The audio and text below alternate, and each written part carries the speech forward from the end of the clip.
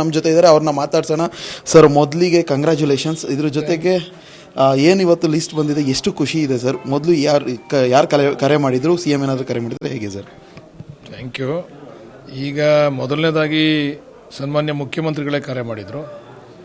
ಜವಾಬ್ದಾರಿ ಕೊಟ್ಟಿದ್ದೀನಯ್ಯ, ನೀನು ಬರಬೇಕು ರಾಜಭವನಕ್ಕೆ ಅಂತಕ್ಕಂಥ ವಿಚಾರವನ್ನು ಮೊದಲನೇದಾಗಿ ತಿಳಿಸಿದ್ರು. ಮತ್ತು ಈಗ ಜವಾಬ್ದಾರಿನೂ ಕೂಡ ಜಾಸ್ತಿ ಆಗಿದೆ. ಈಗ ಮೊದಲಿರ್ತಕ್ಕಂಥ ಜವಾಬ್ದಾರಿನೇ ಬೇರೆ, ಈಗಿರ್ತಕ್ಕಂಥ ಜವಾಬ್ದಾರಿನೇ ಬೇರೆ. ಇಡೀ ಪಕ್ಷ ನಮಗೆ ಜವಾಬ್ದಾರಿ ಹೊತ್ತಿರ್ತಕ್ಕಂಥದ್ದು. ಮುಖ್ಯಮಂತ್ರಿಗಳ ಕೈಯನ್ನು ಬಲಪಡಿಸಬೇಕು. ಮತ್ತು 28ರಲ್ಲಿ ಚುನಾವಣೆಯಲ್ಲಿ ನಾವೆಲ್ಲರೂ ಕೂಡ ಈ ಭಾಗದಲ್ಲಿ ಕಾಂಗ್ರೆಸ್ ಪಕ್ಷವನ್ನು ಮತ್ತೆ ಅಧಿಕಾರಕ್ಕೆ ತರ್ತಕ್ಕಂಥ ಪ್ರಯತ್ನಕ್ಕೆ ನಾವೀಗ ಶುರು ಮಾಡಬೇಕು. ಈಗಾಗಲೇ ಚಾಲನೆಯನ್ನು ಕೊಡಬೇಕು. ಆ ದಿಕ್ಕಿನಲ್ಲಿ ನಮಗೆ ಜವಾಬ್ದಾರಿಯನ್ನು ಕೊಟ್ಟಿದ್ದಾರೆ ಮುಖ್ಯಮಂತ್ರಿಗಳು. ಸರ್, ಇನ್ನು ಕ್ಷೇತ್ರದ ಜನರಿಗೆ ಎಷ್ಟು ದಿನ ನೀವು ಶಾಸಕರಷ್ಟೇ ಆಗಿದ್ರಿ, ಆದರೆ ಈಗ ಸಚಿವರಾಗಿರ್ತೀರಾ, ಇನ್ನು ಏನೆಲ್ಲ ಹೊಣೆಗಳು ನಿಮ್ಮ ಮೇಲೆ ಬೀಳುತ್ತೆ ಸರ್ ಕ್ಷೇತ್ರದಲ್ಲೂ ಕೂಡ? ಈಗ ಹೇಳಿಲ್ವಾ, ಒಂದು 2 ಅವರ್ ನಿದ್ದೆ ಇನ್ನೂ ಕಡಿಮೆ ಮಾಡಬೇಕಾಗ್ತದೆ. ಈಗ ಕ್ಷೇತ್ರನೂ ನೋಡ್ಕೋಬೇಕು, ಕ್ಷೇತ್ರದ ಜೊತೆಗೆ ಪಕ್ಷನೂ ಕೂಡ ಸಂಘಟನೆ ಮಾಡಬೇಕು, ಮುಖ್ಯಮಂತ್ರಿಗಳ ವಿಶ್ವಾಸನೂ ಕೂಡ ಉಳಿಸ್ಕೋಬೇಕು. ಆ ದಿಕ್ಕಿನಲ್ಲಿ ಕೆಲಸ ಮಾಡಬೇಕೀಗ, ಜವಾಬ್ದಾರಿ ಜಾಸ್ತಿ ಇದೆ ಈಗ. ಸರ್, ಇನ್ನು ಮುಂದಿನಗಳಲ್ಲಿ ಈ ಒಂದು ಸಚಿವರಾದಂತಹ ಸಂದರ್ಭದಲ್ಲಿ ನೀವೇನಾದರೂ ಯೋಜನೆಗಳನ್ನು ಏನಾದರೂ ರೂಪಿಸ್ಕೊಂಡಿದ್ದೀರಾ ಸರ್? ಏನು ಅಂತ ಸರ್?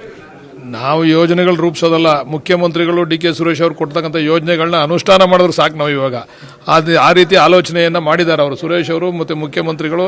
ನಮ್ಮ ಹೈಕಮಾಂಡ್ ಎಲ್ಲ ಕೂಡ ಯಾವ ರೀತಿ ನಾವಿನ್ನು 1.25 ವರ್ಷ ನಾವು ಕೆಲಸ ಮಾಡಬೇಕು ಅಂತಕ್ಕಂಥದ್ದು, ಮತ್ತೆ ಚುನಾವಣೆಯನ್ನು ಯಾವ ರೀತಿ ಎದುರಿಸಬೇಕು ಅಂತಕ್ಕಂಥದ್ದನ್ನು ಏನು ಅವರು ಟಾಸ್ಕನ್ನು ನಮಗೆ ಕೊಡ್ತಾರೆ, ಆ ಟಾಸ್ಕನ್ನು ನಾವು ಪ್ರಾಮಾಣಿಕವಾಗಿ ಈಡೇರಿಸ್ತಕ್ಕಂಥ ಕೆಲಸವನ್ನು ಮಾಡಬೇಕು. ಸರ್, ಇನ್ನು ಕಾಂಗ್ರೆಸ್ ಪಕ್ಷದಲ್ಲಿ ಮೊದಲ ಬಾರಿ ಶಾಸಕರಾಗಿ ಮೊದಲ ಬಾರಿನೇ ಸಚಿವರಾಗ್ತಿದ್ದೀರಾ. ಇನ್ನು ಹೈಕಮಾಂಡ್ ನಾಯಕರಿಗೆ, ಇನ್ನು ನಿಮ್ಮ ವರಿಷ್ಠರಿಗೆ ಏನು ಹೇಳಲಿಕ್ಕೆ ಇಷ್ಟಪಡ್ತೀರಾ? ಈಗಾಗಲೇ ಎಲ್ರಿಗೂ ಕೂಡ ಧನ್ಯವಾದ ಹೇಳಿದ್ದೀನಲ್ಲ.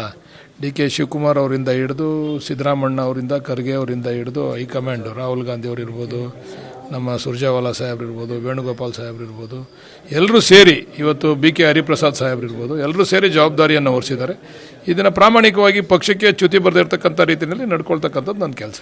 ಸರ್, ಇನ್ನು ಸಚಿವರಾಗಿದ್ದೀರಾ, ಇನ್ನು ಯಾವ್ದಾದ್ರು ಪೋರ್ಟ್ಫೋಲಿಯೋ ಏನಾದರೂ ನಿಮ್ಮಲ್ಲಿ ಇದೆಯಾ ಸರ್? ಇದೇ ಬೇಕು ಅನ್ನೋಂಥದ್ದು ಏನಾದರೂ? ನಾನು ಹೇಳಿಲ್ವಾ, ಮುಖ್ಯಮಂತ್ರಿನೇ ನಮ್ಮವರು ಅಂದಮೇಲೆ ಪೋರ್ಟ್ಫೋಲಿಯೋ ಕಟ್ಕೊಂಡು ನಮ್ಗೆ ಏನಾಗಬೇಕು? ಮುಖ್ಯಮಂತ್ರಿಗಳು ಏನು ಜವಾಬ್ದಾರಿ ಕೊಡ್ತಾರೆ ಅದನ್ನು ನಿಭಾಯಿಸ್ತಕ್ಕಂಥ ಕೆಲಸ ಅಷ್ಟೇ ನಮ್ಮದು.